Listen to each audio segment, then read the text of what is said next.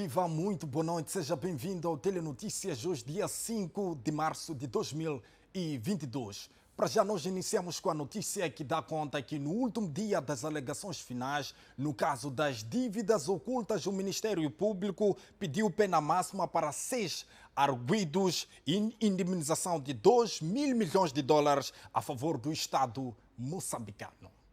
O segundo dia das alegações finais estava prevista para 11 horas, mas iniciou com 1 hora de atraso. Situação justificada pelo juiz de causa, Efigênio Batista. O tribunal deve pedir desculpas pelo atraso, aqui com os nossos veículos, mas depois foram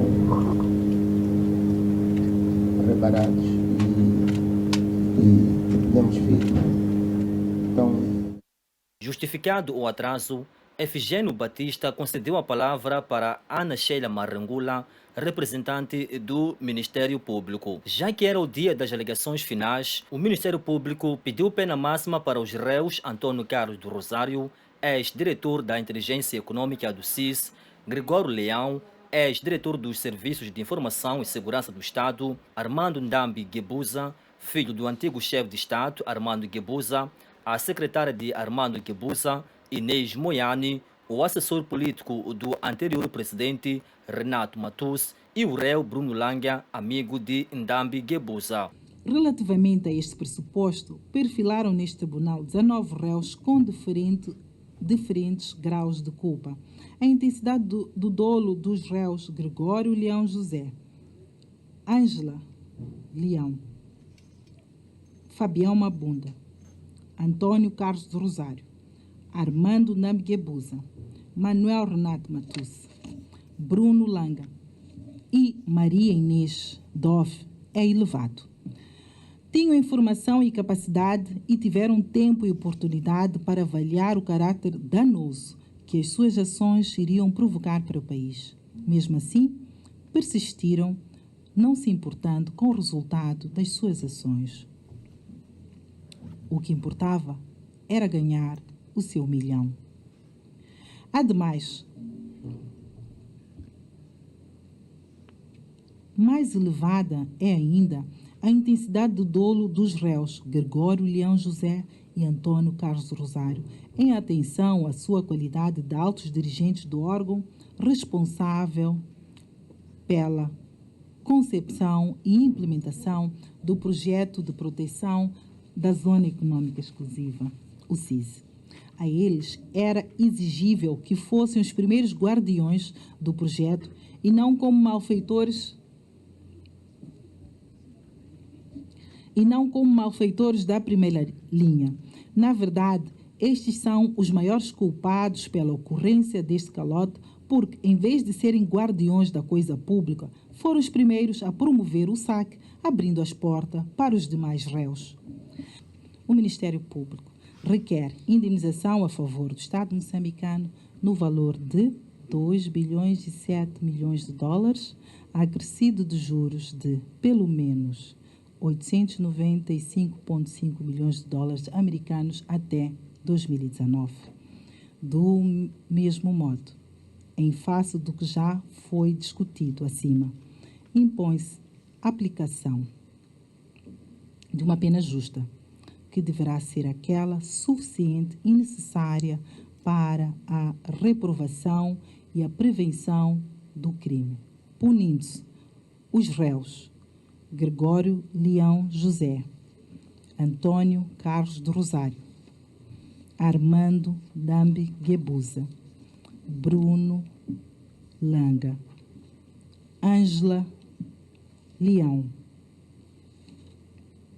Maria Inês Dove,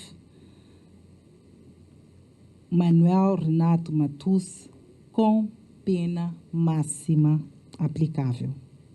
Ana Sheila Marangula pediu a pena próxima do limite máximo para os seguintes réus: Teófilo Nhangomel, Cipriano Mutota, Sidônio Citói, Crimildo Josias Manjate, Mbanda Anabela Enig, Quessaugi e Suardas Pulchande, Sérgio Namburete, Naim José Quimbin,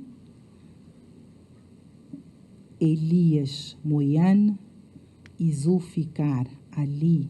A acusação entende que os arguidos neste processo agiram em quadrilha no âmbito da utilização de fundos que se destinavam ao projeto. O Ministério Público absolveu o réu Simeão Maumane.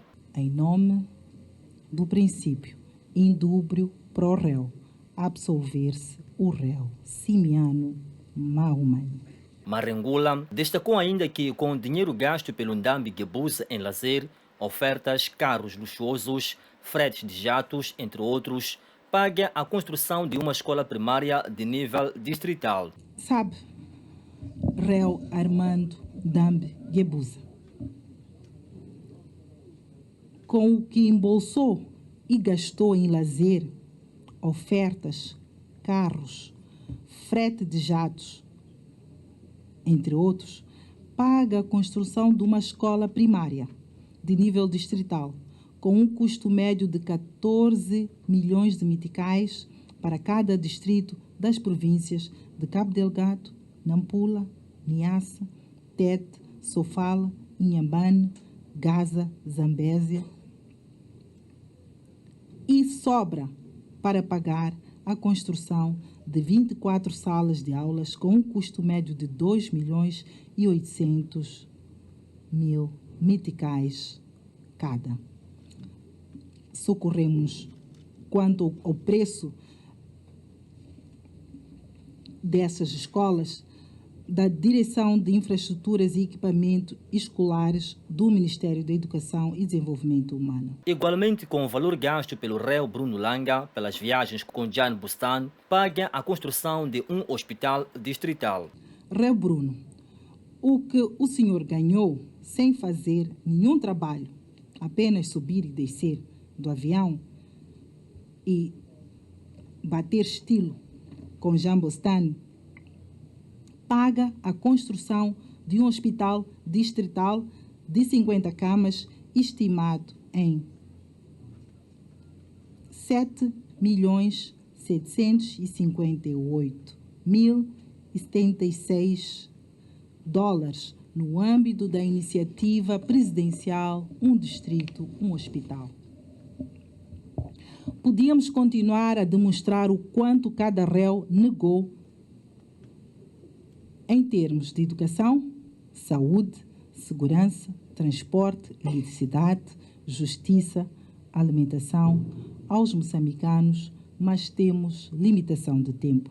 Reagindo às alegações finais do Ministério Público, os advogados dos réus dizem estar prontos para as suas alegações finais a favor dos seus constituintes, marcadas para esta segunda-feira. Como é que terá? Faça uma pequena análise das alegações de hoje do Ministério Público. A sua constituinte foi muito citada hoje. O que tem a dizer sobre isso, doutor? Boa tarde. Eu acho que tenho muito a dizer na segunda-feira, que nós vamos ter a oportunidade de rebater. Mas como é que aprecia as alegações de hoje?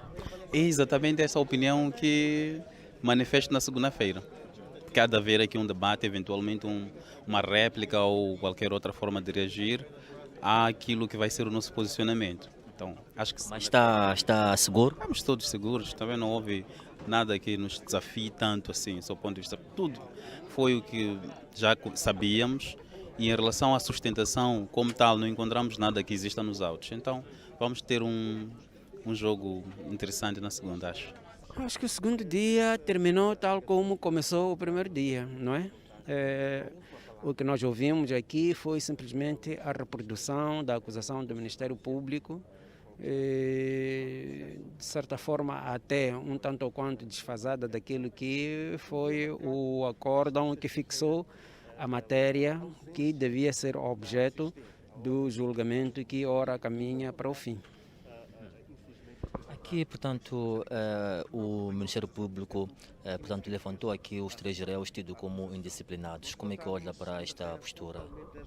Bem, são daquelas questões que não nos devem preocupar tanto e o juiz está suficientemente preparado e maduro para lidar com essas situações, portanto, não há nada de especial sobre isso. Aquilo simplesmente foi um sentimento do próprio Ministério Público, mas que de forma alguma deve concorrer para o ajuizamento final desses. A chefe da Brigada Central, Verônica Macamo, afirma que deve-se continuar a trabalhar com vista ao empoderamento da mulher moçambicana, pois apesar dos avanços alcançados, a mulher continua sendo a cara da pobreza. Macamo falava no âmbito da 8ª Conferência da Mulher Moçambicana na cidade de Maputo. Bom, em termos gerais, a 8ª Conferência da OMM, estamos aqui reunidos à cidade de Maputo, onde está presente 209 delegadas das 250 previstas. E nesta conferência vai se debater vários documentos inerentes à Organização da Mulher Moçambicana na cidade de Maputo. Falo do relatório dos 5 anos passados, vamos debater também o programa quinquenal para os próximos 5 anos, vamos debater o relatório de gabinete que norteou a organização desta conferência, que vai até ao Congresso. Nesta conferência irá também sair os membros do Conselho Nacional pela cidade de Maputo, irá ser eleito também membros do Conselho da cidade de Maputo, num total de 80. Será eleito os membros do Conselho Fiscal, delegadas ao 5º Congresso no número de 30. A chefe da Brigada Central, Verônica Macamo, diz que devido ao esforço das mulheres, da determinação do Estado, a situação das mesmas no país melhorou de forma plausível. Graças aos esforços de todas as mulheres, da determinação do nosso partido e do nosso Estado, a situação da mulher em Moçambique melhorou bastante. Temos mais mulheres nos cargos de destaque em todos os setores da vida do país. Macamo é mais profunda ao afirmar que a mulher continua sendo a cara da pobreza, apesar de alguns avanços. Precisamos de continuar a trabalhar com vista ao empoderamento da mulher, pois apesar dos avanços alcançados, a mulher continua a ser a cara da pobreza, infelizmente. Se eu sair lá fora e pegar em 20 pessoas, homens e mulheres, e fazer um esforço de verificar qual é a condição, quais são as condições que cada um tem, chegarei à conclusão que temos mais mulheres pobres do que homens. Então precisamos de fazer esforço para ultrapassarmos também esta dificuldade. Ressalta-se que a 8ª Conferência terá duração de 2 dias e pretende eleger a nova composição deste comitê rumo ao 5º Congresso a ter lugar na Matola entre os dias 9 a 12 de abril do ano em curso. Ainda na atualidade nacional, vamos à notícia que dá conta que o presidente sul-africano Cyril Ramaphosa alargou até 15 de abril o destacamento da Força Nacional de Defesa da África do Sul em Moçambique no âmbito da missão militar regional em Cabo Delgado. Os militares da missão regional de Cabo Delgado continuarão a apoiar Moçambique num período de 16 de janeiro de 2022 a 15 de abril próximo do ano em curso, refere a carta do presidente da África do Sul, Cyril Ramaphosa, datada de 28 de fevereiro de 2022, mas divulgada somente esta sexta-feira pelo Parlamento Sul-Africano. De acordo com a carta do chefe de Estado, a presidente da Assembleia Nacional, Nosiviwe Mapisa Nkakula, o destacamento de 1.495 militares vai custar cerca de 985 milhões de randes. Falando à agência Lusa, Cobus Maras, que é também ministro para a Defesa, o Parlamento foi informado da decisão apenas na noite desta quinta-feira, durante a reunião do Comitê Permanente Conjunto para a Defesa. Solicitei ao presidente do Comitê Parlamentar que se inquirisse o presidente sobre as razões pelas quais só nos informou com uma carta datada de 28 de fevereiro, quando a prorrogação foi autorizada com efeito a partir de 16 de janeiro, salientou o deputado. Ele argumentou que a Constituição não define prontamente um atraso irracional, queria que aceitássemos como atraso não irracional e que não se questionasse o presidente da República. Recusei-me a aceitar isso. O deputado sul-africano sublinhou ainda as atuais circunstâncias de alto risco, os recursos limitados para apoiar os nossos soldados, a morte do coronel Radeb há pouco tempo e a nossa responsabilidade constitucional e dever de garantir que os soldados não sejam expostos de forma injustificada a alto risco, certamente exigem que tenhamos todos informações relevantes a todo o momento. Estou muito preocupado que o número crescente de soldados destacados não desfrute do nível mínimo de apoio e recursos, incluindo apoio aéreo, terrestre. Não vi qualquer informação para resolver estas minhas preocupações e a informação que tenho é que a SADC não encontrou os recursos financeiros de nenhum outro lugar. Adiantou. Segundo a DW, o conflito que iniciou em 2017 já provocou mais de 3.100 mortes, segundo o projeto de registro de conflitos ACLED, e mais de 859 mil deslocados, de acordo com as autoridades moçambicanas. O Ministério da Defesa Nacional entregou nesta sexta-feira a casa destruída em consequência da queda da avioneta das Forças Aéreas Moçambicanas a 11 de janeiro passado e que matou 2 militares. A obra não foi concluída no prazo previsto devido às chuvas, mas os beneficiários mostram-se muito satisfeitos. Volvida uma semana, as obras de reconstrução arrancaram e foi necessário mais de um mês para a conclusão.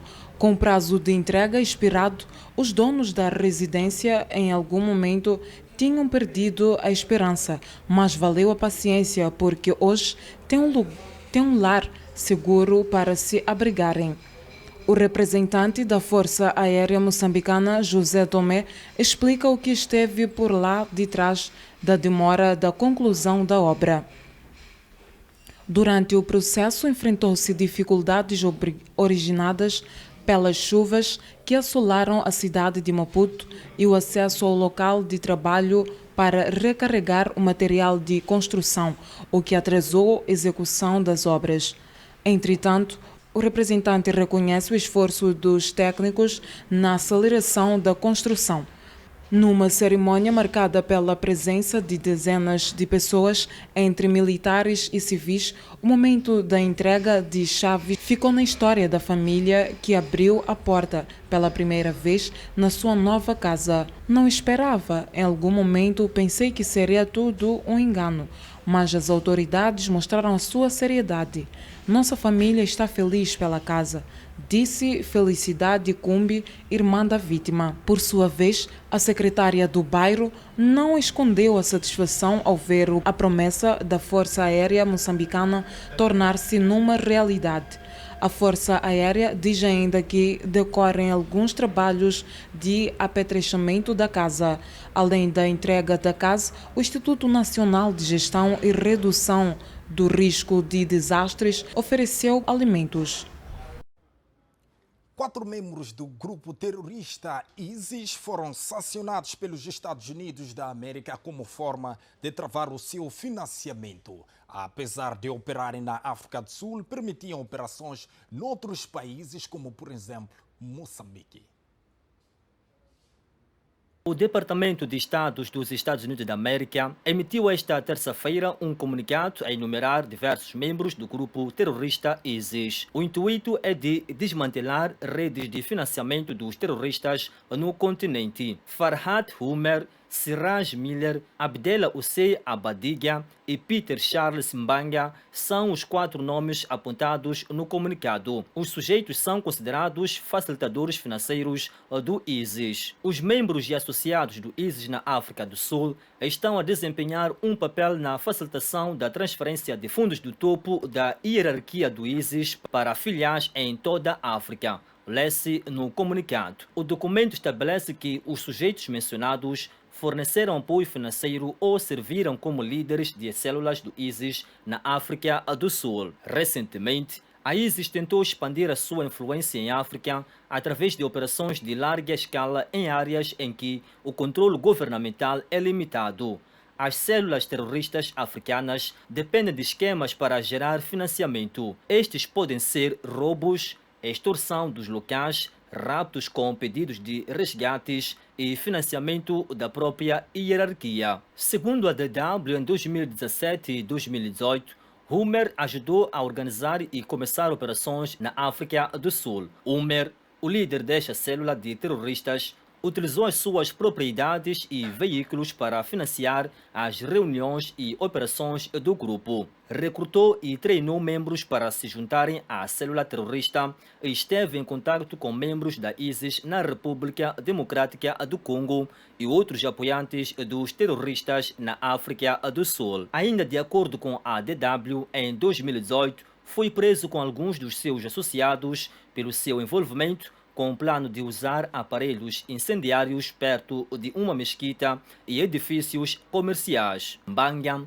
facilitou as transferências de fundos da África do Sul, disseram os Estados Unidos. Também procurou prestar apoio ao ISIS-M, ajudando o grupo a adquirir equipamentos da África do Sul. Mbanga também procurou obter armas de Moçambique. Embora a África do Sul tenha enfrentado ameaças terroristas relativamente limitadas em casa, os peritos em segurança dizem que as redes no país ajudam a fornecer finanças e logística a grupos que operam noutros locais do continente, tais como em Moçambique, adianta a Defense Web.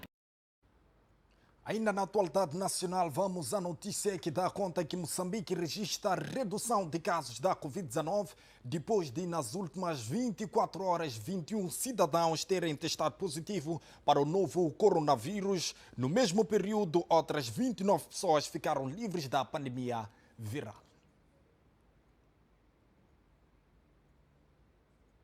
Ainda sobre os infectados, de acordo com um comunicado do Ministério da Saúde, a taxa de positividade no período em análise foi de 1,33% e a taxa de positividade acumulada situou-se em 17,65%.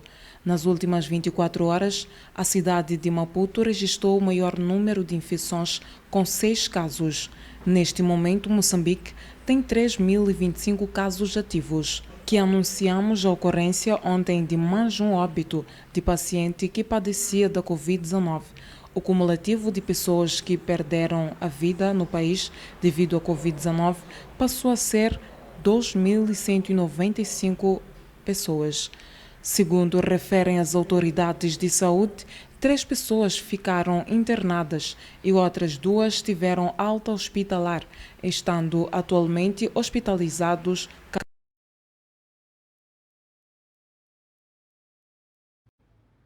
Com a nota que dá conta da redução dos casos da Covid-19, nós vamos a uma breve pausa e voltamos dentro de instantes. Mas para já, confira a previsão do estado do tempo para o dia de amanhã, 6 de março de 2022. A zona sul do país, Maputo, vai registrar uma máxima de 29 e uma mínima de 22. Xaixai vai registrar uma máxima de 31 e uma mínima de 23. Inhambane vai registrar uma máxima de 30 e uma mínima de 23. Zona centro do país, Beira vai registrar uma máxima de 29 e uma mínima de 24. Chimoio vai registrar uma máxima de 29 e uma mínima de 19. Teti vai registrar uma máxima de 33 e uma mínima de 23. Quilimani vai registrar uma máxima de 31 e uma mínima de 22. Zona norte do país, Nampula vai registrar uma máxima de 30 e uma mínima de 19. Pemba vai registrar uma máxima de 28 e uma mínima de 24. Lixinga vai registrar uma máxima de 25 e uma mínima de 15.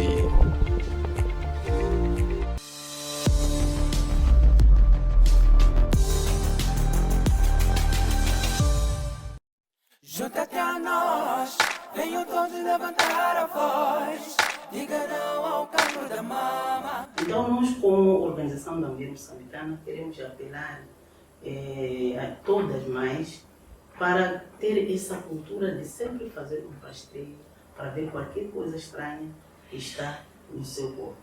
Ir ao posto de saúde, não dizer, se sentir alguma coisa, diz, isto vai passar, vai passar. Às vezes não passa, é mesmo o cancro da mama. Portanto, todas nós temos que fazer esse trabalhinho, é muito simples. Quem é que não pega na sua mama todos os dias? Todos os dias vamos tomar banho. E nesse momento, a gente pode fazer o teste. Depois de fazer o nosso teste, aquilo que sentirmos de estranho, é melhor ir a quem sabe mais. Também queremos apelar que esta iniciativa não seja só para o mês de outubro, seja uma iniciativa para sempre. Toque, toque, toca. Pode salvar a tua vida. Junta-te a nós. Venham todos levantar a voz. Diga não ao cancro da mama. Queridas filhas e irmãs, no caso de sentires um caroço na mama, dirige-se imediatamente a um centro de saúde. Mais vale prevenir do que remediar. Toque, toque, toca. Pode salvar a tua vida.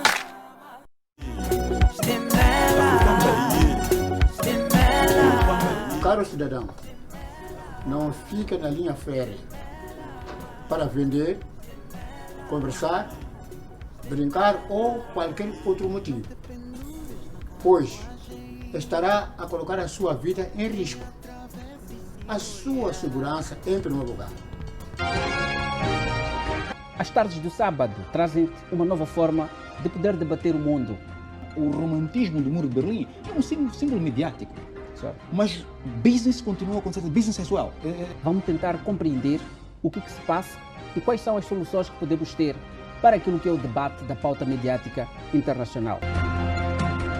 Acho que ouviu o discurso de Mandela, né? Quando encontrou-se com americanos, disse, olha, a Rússia não é nosso inimigo, Cuba não é nosso inimigo. Olá, sou José Matamulana, assista aqui na FTV todos os sábados o debate internacional.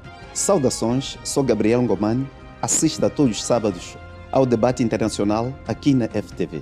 Todos os sábados aqui na FTV.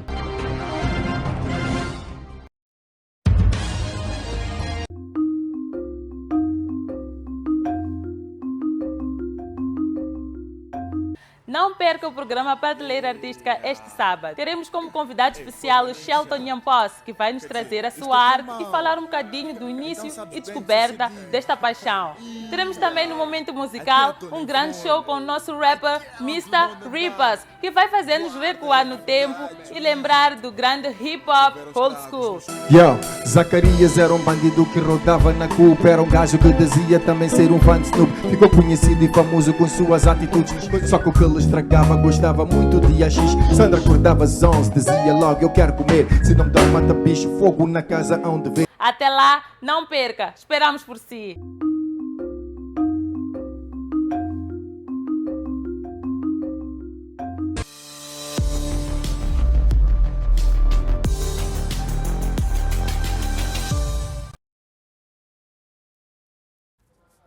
Estamos de volta à segunda parte do Telenotícias e para já vamos às notícias internacionais. Começamos com a nota que dá conta que o Parlamento da Rússia faz um minuto de silêncio em memória dos soldados russos mortos em combate na Ucrânia. Na sessão desta sexta-feira, a Duma aprovou por unanimidade a lei que pune a divulgação de que for classificado como informações falsas sobre as ações das Forças Armadas.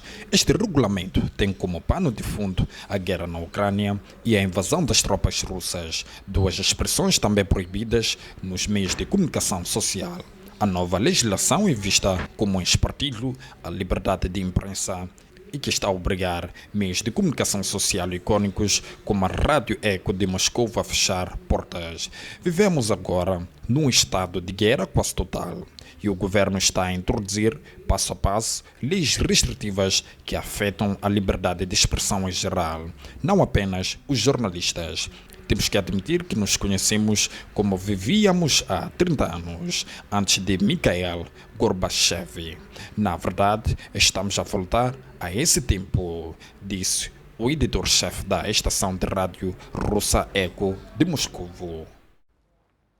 O balanço de vítimas no ataque bombista perpetrado esta sexta-feira contra uma mesquita xiita na cidade de Peshawar, no nordeste do Paquistão, subiu para 56 mortos e 194 feridos, avançou uma fonte do hospital local. Anteriormente, o balanço dava conta de 45 mortos e 67 5 feridos. Segundo a polícia local, a explosão aconteceu quando as pessoas estavam reunidas na mesquita Kusha Rizaldar para as orações de sexta-feira, o dia sagrado para os muçulmanos. As autoridades admitem que o número de mortos ainda deve aumentar, já que muitos dos feridos estão em estado crítico.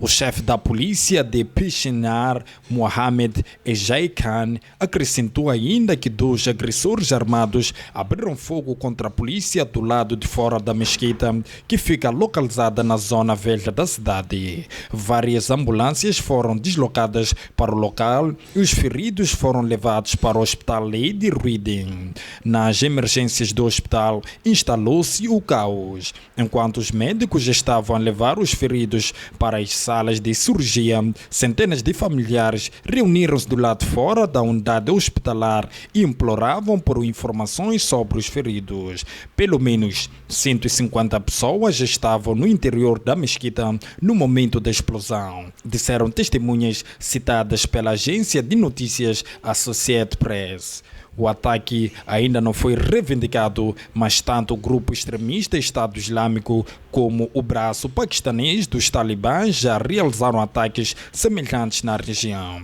localizada perto da fronteira com o Afeganistão. O primeiro-ministro paquistanês Imran Khan já condenou o atentado. Nos últimos meses, a violência tem aumentado no Paquistão. Dezenas de milhares foram mortos em vários ataques a postos avançados do exército ao longo da fronteira com o Afeganistão. O Paquistão pediu ao governo afegão que entregue os insurgentes talibãs paquistaneses que, segundo as autoridades de Islamabad, estão a planear os seus ataques a partir do Afeganistão. Os talibãs no poder no Afeganistão desde agosto dizem que o seu território não será usado para realizar ataques, mas até agora não entregaram qualquer extremista ao Paquistão. O presidente turco pretende manter um contacto telefônico este domingo com o homólogo russo Vladimir Putin para apelar ao fim imediato da guerra entre os dois países. Em entrevista ao canal privado turco NTV, o porta-voz da presidência turca Ibrahim Kali revelou que o presidente turco Recep Tayyip Erdogan fará amanhã uma ligação ao seu homólogo russo Vladimir Putin para pôr fim imediato à guerra entre os dois países.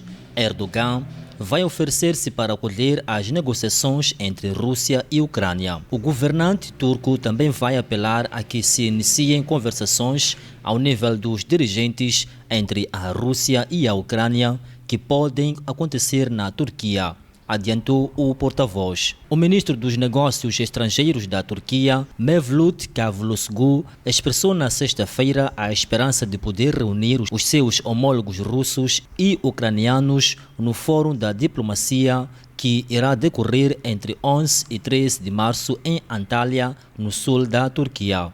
De acordo com a imprensa turca, o convite de Cavusoglu foi recebido positivamente pelo embaixador russo na ONU, Gennady Gatilov, que descreveu uma possível reunião dos dois ministros em Antalya como uma boa ideia. Segundo Cavusoglu, o chefe da diplomacia russa, Lavrov, já confirmou a sua participação no fórum.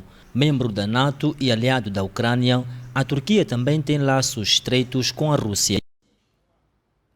Da atualidade internacional passamos para a atualidade desportiva. Vários atletas da delegação da Ucrânia nos Jogos Paralímpicos de Inverno em Pequim juntaram-se para um protesto antes da cerimônia de abertura que decorreu esta sexta-feira.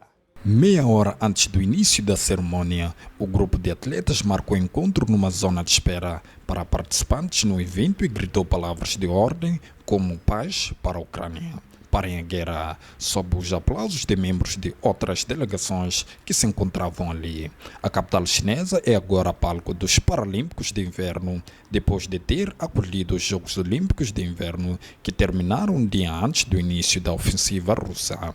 Este protesto acontece depois da polêmica a envolver a proibição da participação dos atletas da Rússia e Bielorrússia. Inicialmente, o Comitê Olímpico Internacional tinha anunciado que eles poderiam participar participar no evento sem as cores, nem o hino, nem a bandeira dos países. Mais tarde, respondendo a protestos, o COI decidiu proibir completamente a participação de desportistas dos dois países.